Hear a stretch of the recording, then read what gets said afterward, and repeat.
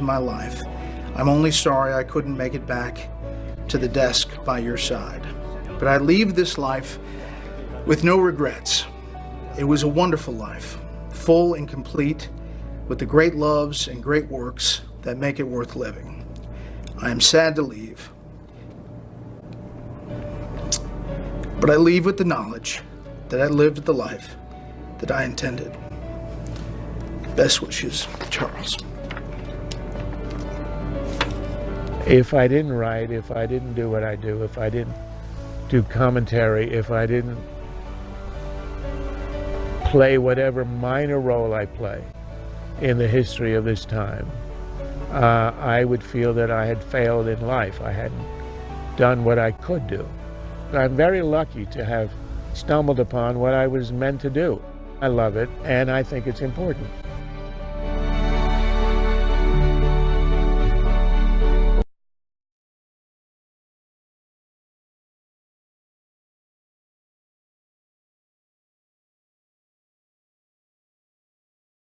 Tourists being turned away from Lady Liberty on this July 4th. Will this latest stunt backfire on Democrats? We have late-breaking details on not just the politics, but the massive law enforcement response to that protest as well. Plus, the president taking aim tonight at the Organization of Petroleum Exporting Countries, accusing them of doing little to help rising gas prices as Americans hit the road for the long holiday weekend, a big midterm election issue. And as 4th of July celebrations wrap up here in the East, but continue in the middle and west of the country, as we report this broadcast, we'll honor some unbelievable heroes throughout the hour. So grab another cold beverage of your choice, settle in with us as we celebrate our service members, who the president thanked tonight for, quote, keeping America safe, strong, proud, mighty, and free. And on that upbeat note, welcome to Fox News at Night. I'm Ed Henry, live in Washington, in for Shannon Bream tonight. As we have learned over and over during the Trump administration, the news does not stop for basically anything, not even the holidays. So it's nice to have Ellison Barber aboard tonight to start us off to recap another busy day in Washington. Good evening, Ellison. The president began his day sharing a 4th of July message on Twitter and firing off a demand to OPEC, writing, quote, the OPEC monopoly must remember that gas prices are up and they are doing little to help. If anything, they are driving prices higher as the United States defends many of their members for very little money. This must be a two-way street. Reduce pricing now. President Trump spoke with Saudi Arabia's King Salman over the weekend. He said he asked the Saudis to increase their oil production up to 2 million barrels due to the turmoil in Iran and Venezuela. Officials in Saudi Arabia acknowledged that the call took place, but did not mention numbers. The administration wants Saudi Arabia and other OPEC members to provide more oil to counter the loss of Iranian exports and to prevent oil prices from skyrocketing. Outside of the White House tonight, the focus wasn't on oil. For a time, the focus was a picnic for military families. Thank you for keeping America safe, strong, proud, mighty, and free. And all eyes looked to the sky. This is a joyous tradition that began in 1801 with President Thomas Jefferson. But D.C. is often a city of highs and lows. And for every lighthearted moment, there's a serious one around the corner.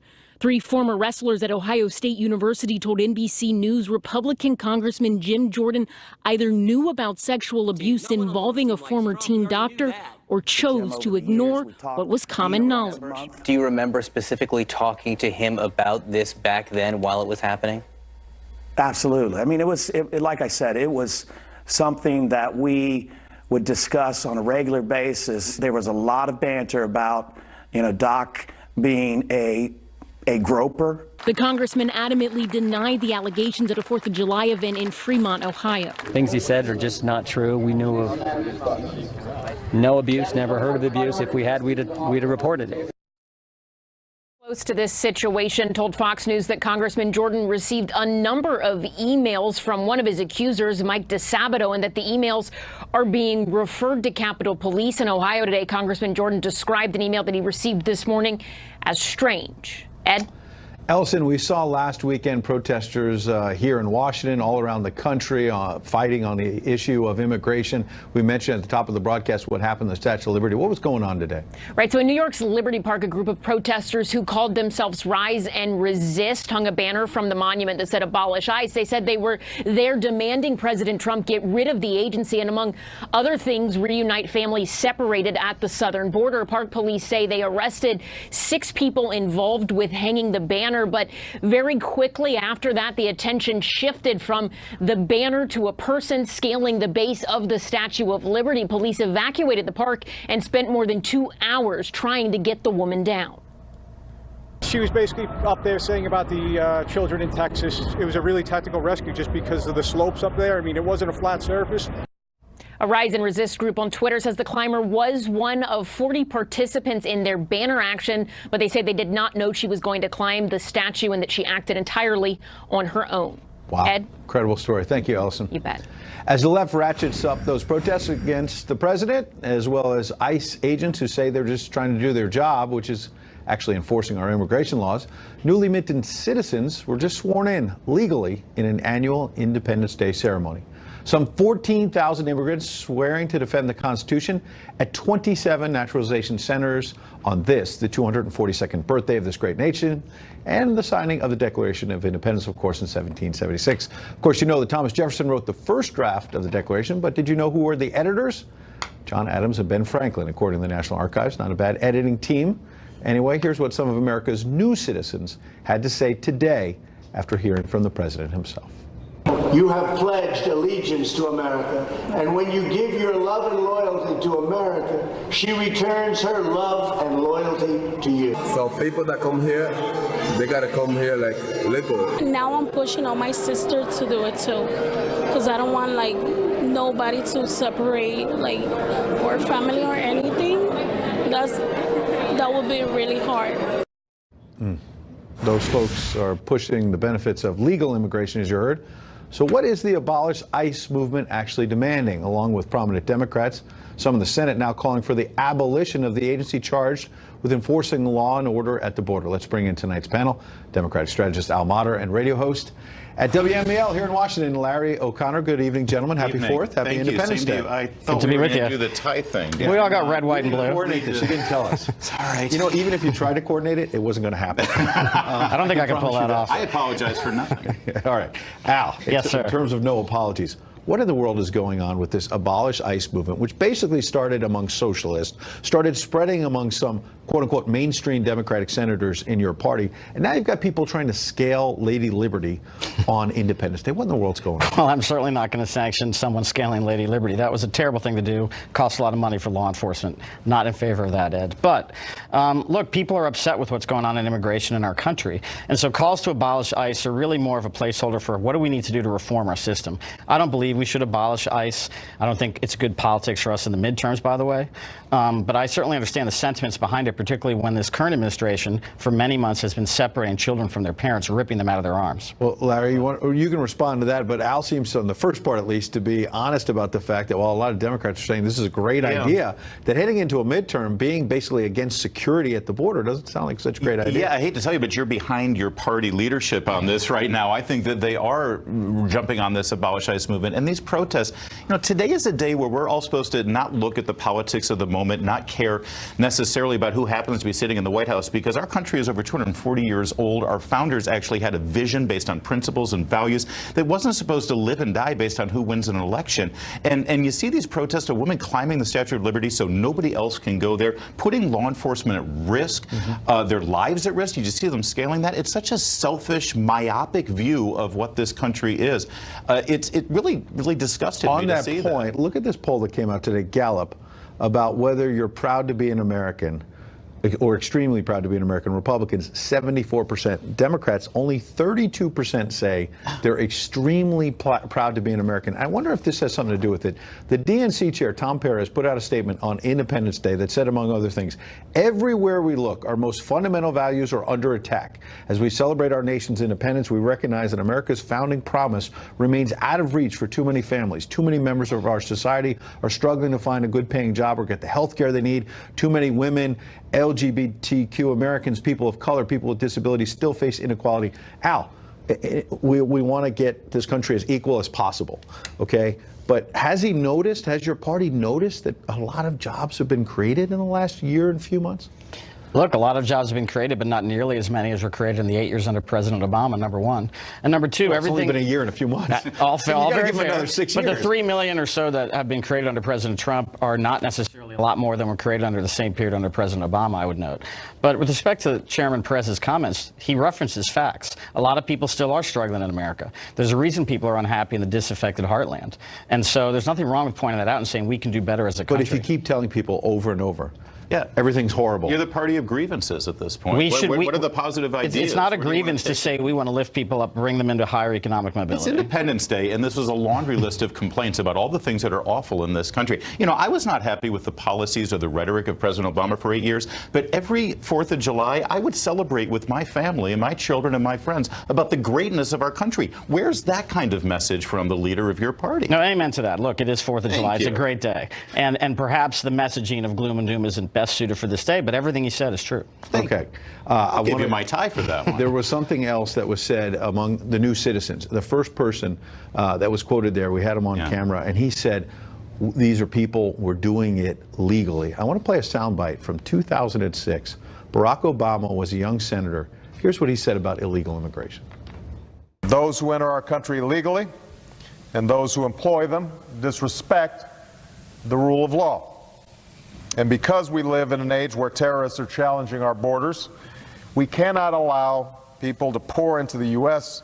undetected, undocumented, and unchecked. So, Al, when Barack Obama said you can't enter this country illegally, it was, wow, this guy's got great ideas. He should be the next president. When Donald Trump says it, he's a white nationalist. Everybody agrees you shouldn't enter illegally. It's how we treat people who come here seeking asylum, and they need our help. America is a refuge, a land of freedom. They come here with courage to seek that freedom. Well, those people who are, quote unquote, being separated at the border seeking asylum are also seeking asylum illegally. That's not the proper way to. It's really insulting to those legal immigrants, by the way. That's the powerful message. I got 1 minute to ask you guys a really hard question. All right. All right, Al first. Hamburgers or hot dogs? Hamburgers. Hamburgers. Okay, hamburger or hot dog? We actually had Korean barbecue tonight. All right, so That's how American my family. I don't even know what that means because we got an Axios survey monkey poll. It's an online poll, so we don't officially recognize those, so I'm not going to get it touted too much. But do you like hamburgers or hot dogs? Clinton voters, 31% said hamburgers. Trump voters, 39% said they prefer hamburgers. Now, we've seen the president out there with McDonald's. He likes the burgers. You had that hot dog eating contest there with Nathan today we'll get to in a minute. Hot dogs. Clinton voters, 33% prefer hot dogs. Trump voters, 29% prefer hot dogs. Can't put a pickle on a hot dog. What's wrong with Trump voters then? Only 29% like the all-American hot dog. Yeah, I don't know. Maybe the origins are German, you know, and there's some issues there with the war, and Merkel is not our best ally. You're the guy who got Korean barbecue on this American holiday. That's a good point. Absolutely. Maybe that's very open and welcoming. We're very Pan-Asian, our family. We really appreciate it. Thanks, Ed. Happy Independence Day to you. Good to be with you. And in fact, speaking of hot dogs, Joey Chestnut defending his title as a champion eater today at Nathan's famous international hot dog eating contest. Chestnut downed a record 74 hot dogs and buns in 10 minutes. He takes home the mustard belt for an 11th time. Now, the director of social media at NBC Sports noted on Twitter, a fun fact, a Nathan's hot dog has 24 carbs. So Joey Chestnut ate 74 hot dogs. That means eating 1,776 carbs and 74 hot dogs on 7-4 is the most American stat in history said. I loved how excited the ESPN announcers were as they treated Joey like an actual athlete, calling him the GOAT, as in the greatest of all time, saying he was like the Tom Brady of hot dog eating. And that Joey has more rings than LeBron. Ouch, that's actually true. But the way they actually, you know, they do call it a mustard belt, it's one belt you'll relish. Get it? By the way, it was 22,000 calories that he consumed. 22,000 in 10 minutes. Insane. Anyway, there were a lot of other important developments today. The president hosting military families at the White House, singling out service members in attendance, and also touting yet again his vision for the final frontier. And we have the Air Force, and by the way, I might add, we very well may soon have the Space Force. You've been hearing about that. Everyone's very excited about that. From the Marine Corps We have Staff Sergeant Jonathan Race here with us, with his wife Sydney and his son William, as senior analyst for the Cyber Incident Response Team. He is one of the very talented people who protect our nation from cyber attacks, and he is very, very good at his craft. In fact, he's done such a great job that they not only asked him to develop a new curriculum on cyber warfare, they also asked him to teach the first class of the newly established Cyberspace Marines. So to Jonathan and every American who wears the Marine Corps uniform, we are truly grateful. Thank you very much. Thank you. Thank you. To every service member here today and stationed around the world, they're all watching, and to your incredible families, these are truly unbelievable people. Thank you for keeping America safe, strong, proud, mighty, and free. God bless you, God bless our military, and God bless America. Happy 4th of July. President today with military families at the White House, along with the First Lady. Now we bring in presidential historian Jane Hampton Cook. Thanks for joining us tonight. Thanks for having me. What do you think about, there's this op-ed in the New York Times today where someone was basically saying, don't go to a parade, actually go to a protest. Well, I mean, I think you could make an argument that both of them are American in origin. I mean, the color blue in our flag is for justice. And certainly, they were protesting tea back during the Revolutionary War.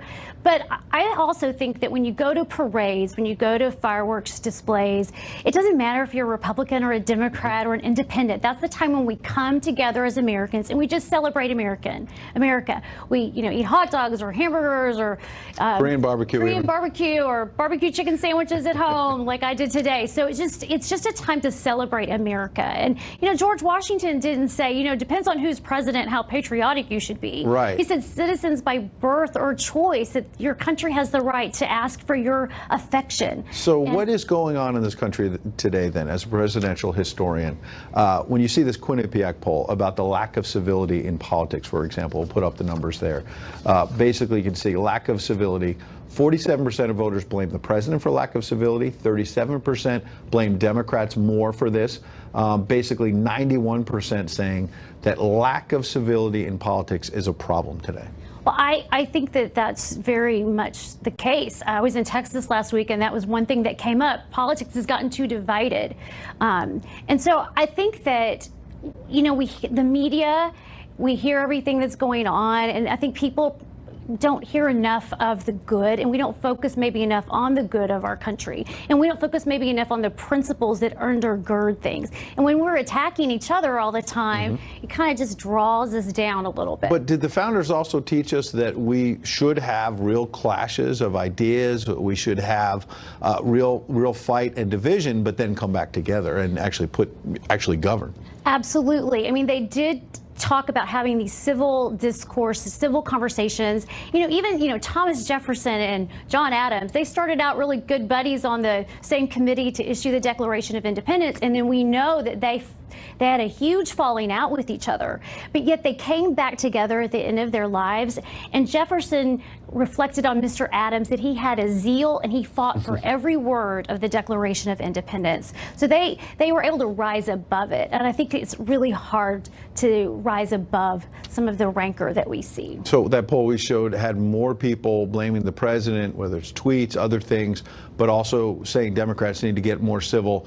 What do you think? Have we seen another time in history, in all your studies, where you've got, the president's cabinet can't even go to a restaurant right now? His press secretary, they tell her, you can't be served here at a restaurant. Well, I've done a lot of study of 200 years ago during the War of 1812, and there was a moment when Dolly Madison, the First Lady, went into a tavern in Virginia, and the woman cussed at her and kicked her out. And so you have to go back to the War of 1812. I do. I can go back to the War of 1812, where we had a lack of civility. People hated President Madison for a time. And so it's just that I think our technology has changed, and it's in our face. It's right in front of us all the time if we choose to focus on it that way. Jane Hampton Cook, check out her books online. Wonderful presidential historian. Appreciate you being here. All right, with President Trump on the verge of making his Supreme Court pick known on Monday, Democrats are pulling out all the stops to slow down or shut down the confirmation altogether.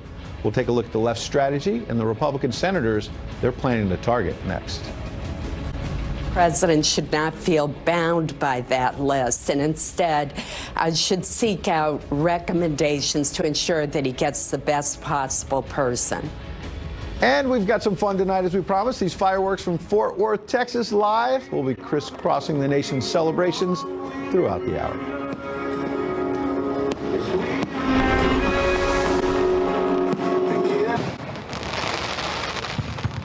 And we're live with some fireworks in Milwaukee. We're going to sit on this for a second and see if we're getting close to the grand finale. This is always fun to see. Nice and loud, a lot of people there. Yeah, it's building up. So we hope you're getting to celebrate with your family tonight and also getting a little bit of news. This is a Fox News alert because new tonight, according to the Washington Post, Democrats are going back to the Obamacare playbook in their uphill fight against whomever President Trump nominates to replace retiring Supreme Court Justice Anthony Kennedy. The Post says Democratic grassroots activists and multi-million-dollar ad campaigns will target moderate GOP Senators Lisa Murkowski and Susan Collins, similar to what they did to try and save Obamacare last year. Let's bring in Brian Darling. He's a former Senate Judiciary Committee staffer to weigh in. Good to see you, Brian. Good to see you. So what do we see in the early stages? It's really not a shock that Democrats want to target Lisa Murkowski, Susan Collins in particular. Collins has already gone on record as saying, look, if the president picks anyone who she believes is hostile to Roe v. Wade, she's voting no. Right. Right now, we don't know who the nominee is. We know they're testing out messages. They're testing out a Roe versus Wade message right now. They're going to do a grassroots campaign and get out there, but they don't even know who the nominee is. So obviously right now it's a PR effort. It's laying the groundwork for the obstructionism we're going to see in the future. Do Democrats run the risk that they're just sort of, we've seen this with other nominees, but this is kind of the grand one, obviously, because this is the president's attempt to potentially reshape the Supreme Court, that they're just no matter what. Even before there's a pick, they're laying the groundwork to oppose this no matter what. Sure, I think some of them will. I think you've got, Kamala Harris and Cory Booker and others who are thinking about running for president who are probably already at no, just trying to figure out how to get other members there. But you also have 10 members that are running for re-election in states that Trump won. 5 were Trump by more than 10. Trump double won digits, by double digits. It's a very tough vote for them. They're going to keep their powder dry, be very quiet right up until they have to vote. Brian Fallon's a Democrat who worked at the Justice Department under Eric Holder. He worked in the Hillary Clinton campaign. He's now at a group, Demand Justice. And he said, among other things, quote, our point to Susan Collins is stop going around and pretending that there is some magic question that is going to give you legitimate reassurance that the nominee will protect Roe.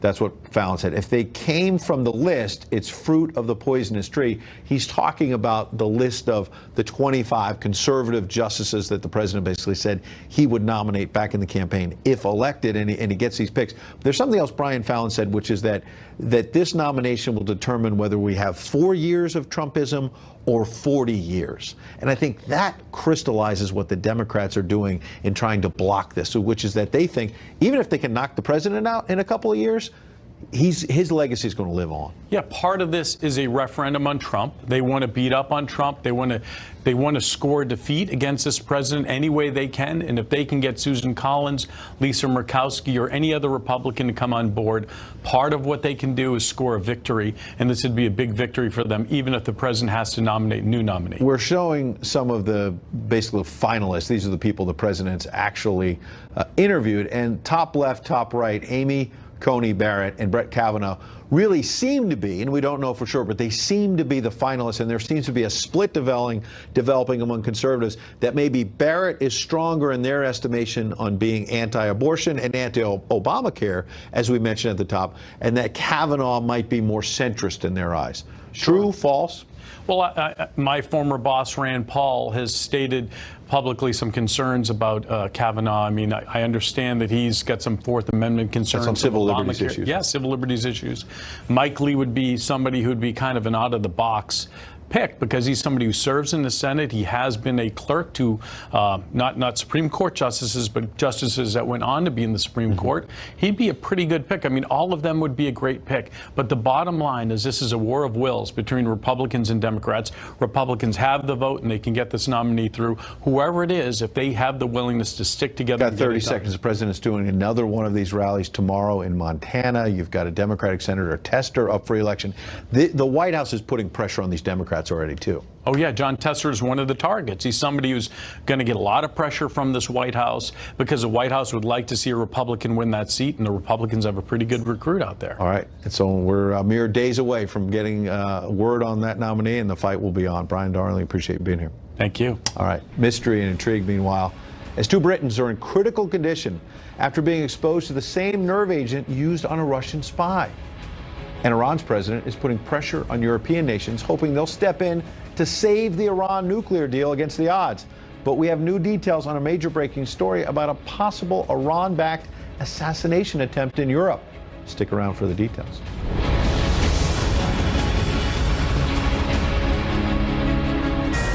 Here's a Fox News alert. British police say tonight 2 Britons who fell critically ill in the town of Amesbury were exposed to the same nerve agent used to poison a former Russian spy in a nearby area last spring. Amy Kellogg is following the latest on this breaking story for us tonight.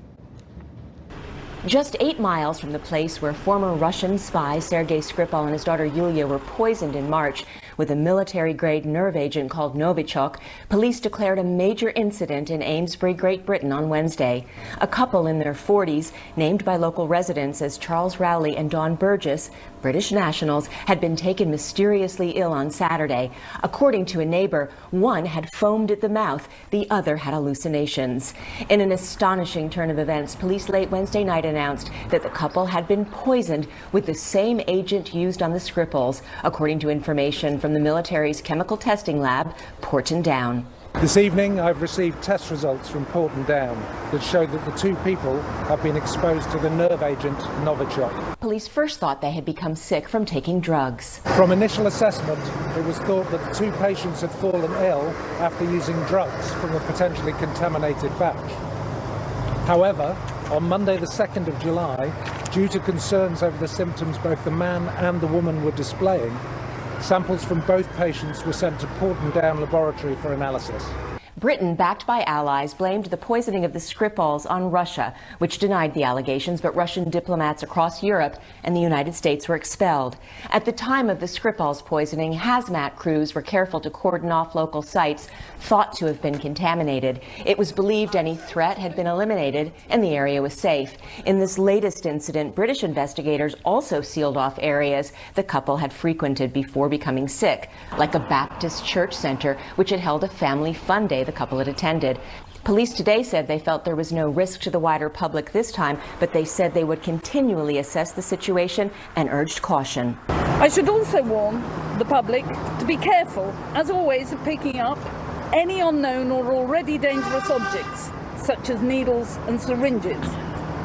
You do not need to seek advice from a health professional unless you are experiencing symptoms, as any individual who had been significantly exposed at the same time wouldn't by now have symptoms. How and why this couple became ill remains a mystery. There is no known reason why they might have been targeted and no information as to where they would have come into contact with the nerve agent.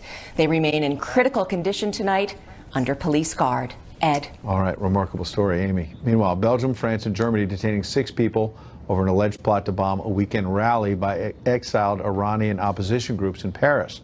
Newt Gingrich and Rudy Giuliani were among the luminaries that attended that rally. Belgian cops say they found a pound of very powerful explosive substances there. Here's what we know about some of the suspects. They're allegedly Iranian, including an Iranian diplomat detained in Vienna. So was this a plot by Tehran to blow up this conference featuring, among others, some top allies to President Trump? Jessie Jane Duff is a U.S. Marine Corps retired and senior fellow at the London Center for Policy Research, and she joins us now. Good to see you, and happy 4th of July. Happy 4th of July, Ed. What do you make of this story? We're just getting pieces of information about it, but this idea that Iran may have been involved in trying to basically attack this major conference. We're not surprised. This is something that the Iranian regime has always been noted for doing. Since the 90s, they have tried to do terrorist attacks subtly, overtly, and covertly.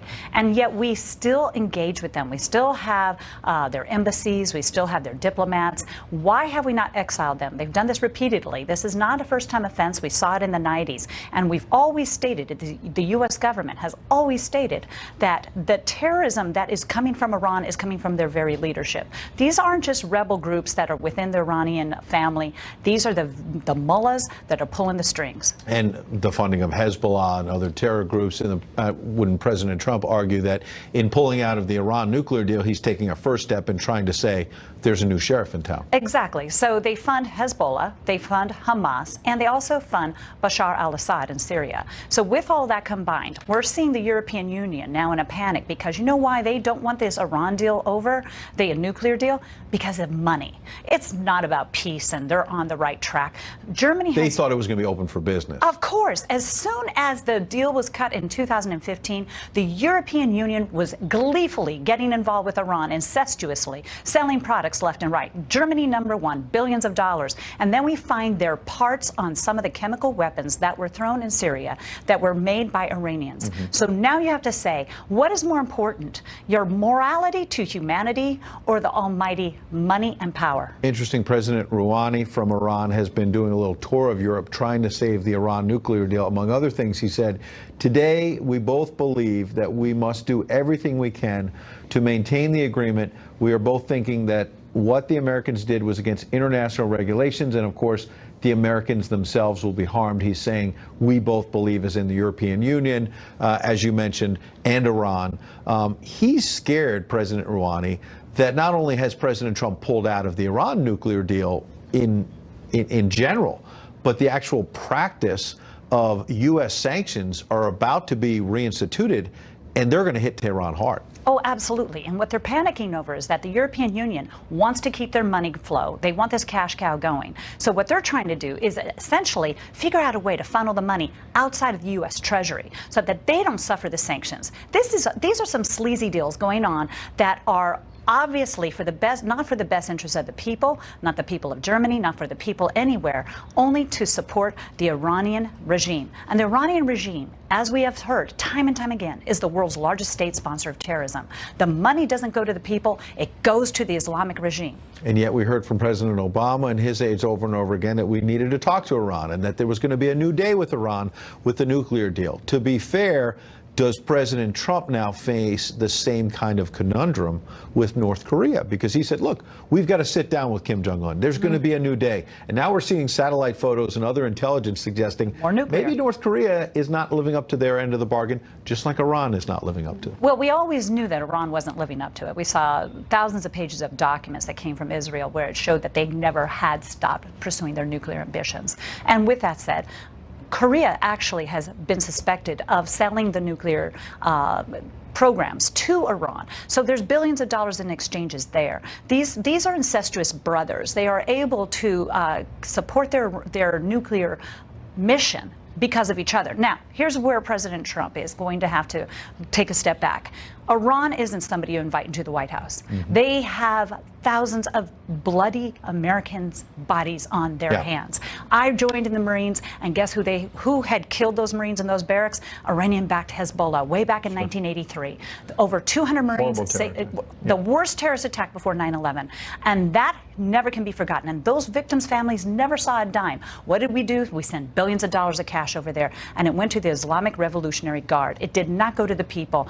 We have to cut this off. These European allies of ours, if they stay in bed with Iran, we cannot accomplish suffocating them. That's the only way we can do this. We can only stop them through these sanctions, make it so decisions tight. Ahead for the president, no doubt. Very hard. We appreciate your analysis tonight, Jessie Jane Duff, and we appreciate your service to America. Thank you very much. Thank you. Here's your July 4th twist for you. Some towns hit by droughts are worried about wildfires have found a way to sort of fake fireworks and still give kids a show. We'll tell you how. And a proud American remembers his hero brother by helping veterans readjust to life here in America. That inspirational story is next. And you're looking at live pictures of drone fireworks. Hot, dry areas out west are worried about wildfires, so they're doing drone light shows. Check it out.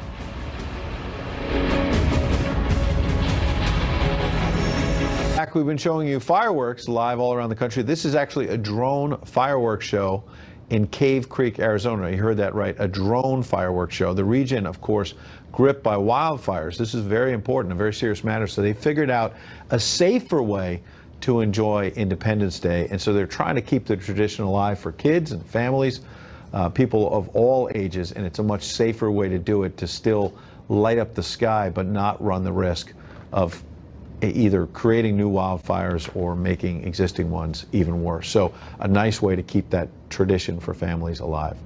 July 4th, of course, is much more than a celebration. It's also a day to honor our heroes. And yesterday, the Tunnels to Tower Foundation handed over a pair of keys to a mortgage-free, high-tech smart home to a Purple Heart recipient. CEO of the Stephen Siller Tunnel to Towers Foundation, Frank Siller, is here to tell us more. Frank, welcome. Thanks, Ed. First of all, you just came from the White House, and you were there for fireworks with the president, and you saw Jax perform. There were a lot of Hollywood people who said they didn't want to perform at this great American tradition at the White House because they don't like President Trump. Jax, in fact, was tweeting a couple of days ago that people were telling her literally, burn in hell because you're going to perform for President Trump. It's despicable. It is, but let me tell you, she killed it. The whole night was so patriotic. If anyone was watching it, or if you were there, you felt great to be an American. And she sang a song about her brother that was over the top. That's great. Now, speaking of brothers, you started this foundation after your brother Stephen, who on 9/11, I'll briefly recount, he's off duty, he hears about the terror attacks and rushes back to the Twin Towers, basically, gives his life to try and save others. And that giving back, that service, that ultimate sacrifice your brother paid is something you're trying to give back now. Yeah, so we were so proud of what he did on September 11, 2001. We decided to start a foundation in his memory. We wanted to honor the sacrifice and wanted to make sure we never forgot. And one of the things that we're doing is that the Tunnel to Towers Foundation is that we're building smart homes all across the country for our country's most catastrophically injured service members. And you just mentioned about Chris Levy, who we gave his house a smart home where he could work off an iPad and give him back. We're seeing some video of various heroes who have come home. And so if people don't know what a smart home is, first of all, Home Depot, I know I've been at some of your dinners. Home Depot is one of your big sponsors because they help put these smart homes together. So if somebody is in a wheelchair and they can't reach a can of corn or something, the cupboard will come down and things will be smart enough for them to help them so they feel independent, they can cook their own meals. Right, and that's why we gave this house on Independence Day to give this young man back some of his independence. Off an iPad, the cabinets come down, the stove lowers, the bathrooms are phenomenal. They could take care of themselves. Most independent people in the world, right? They don't want anyone to take care of them. Now their bathrooms are just, they can go in there and not have to ask anybody. Well, there were some military heroes that I've talked to who have been helped by your foundation who say that, before they had a quote-unquote smart home, they had to sleep downstairs because they couldn't make it up to the second level with the rest of the family. So they felt different. It's hard to readjust, and now there are ways to make the home, whether they put in an elevator, obviously, or they do other things to keep the family together. Yeah, most of the houses we build are single-story homes. But, there's so many, there's a house we're going to be giving away in Seattle very soon to Flip Klein. He's a major.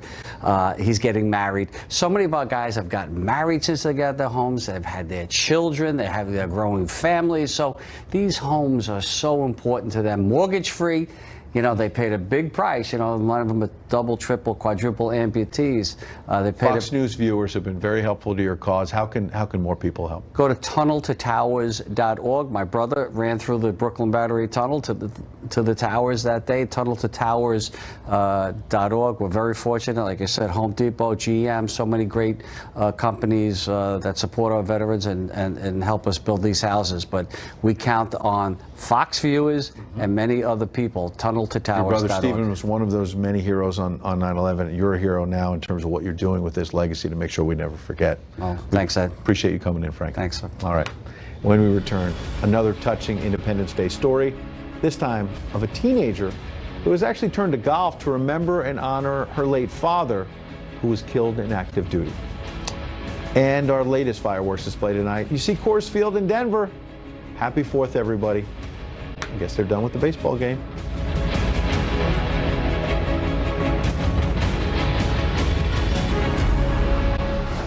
Kaylee Buggy Renke was only 3 years old when her father, Army Staff Sergeant Gavin Renke, was killed by a roadside bomb during his second deployment to Iraq in 2006.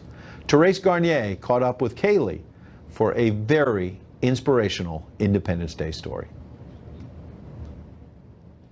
Kaylee Renke lost her father to a roadside bomb in Iraq in 2006. After developing a fear of being alone, she discovered the game of golf to help her cope. I felt like I was connected to him in another way, and it's brought me so far. Army Sergeant Gavin Renke was with the 5th Engineer Battalion out of Fort Leonard Wood, Missouri, when he deployed to Iraq for a second time. His daughter, who he nicknamed Kaylee Bug, was only 3 years old.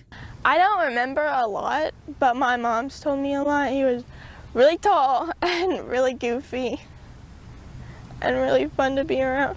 I'm sorry. I'm sorry. It's okay, take your time. But every time Kaylee steps out on the green, it reminds her of the manicured lawns of Arlington Cemetery, where her father now rests.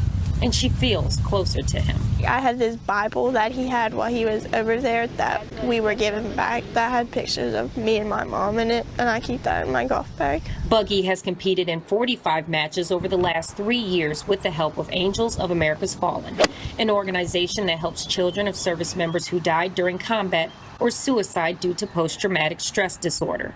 I see this light in her that for so long was gone after she lost her dad, and now it's there. She may not have her dad, but her mother has been there every step of the way. We've learned how to be a unit, the two of us, and to learn that everything we do, even though we lost him, we still have a lot to be thankful for. Kaylee is competing in tournaments across the state until school starts in August. If she wins, Kaylee says she wants to honor her father by taking her trophy to his gravesite in Virginia. In Hilton Head Island, South Carolina, Therese Garnier, Fox News. For that great story. For the past 25 years, Shirley Cheeseman, 88 years young, has worn the same shirt every July 4th. Stars, stripes. It's red, white, and blue. Very patriotic. One problem. The shirt is actually the Panamanian flag. While watching the World Cup, Shirley's grandkids noticed the gaffe, and when they posted a picture on Twitter, folks in Panama were so impressed. They invited Shirley to come visit and bring the shirt along, of course. All right, look at those fireworks. They're live right now. They are still going strong all around the country. Most watched, most trusted, and most grateful you spent the evening with us. Good night from Washington. I'm Ed Henry. I'll be back for Shannon tomorrow. Happy 4th of July.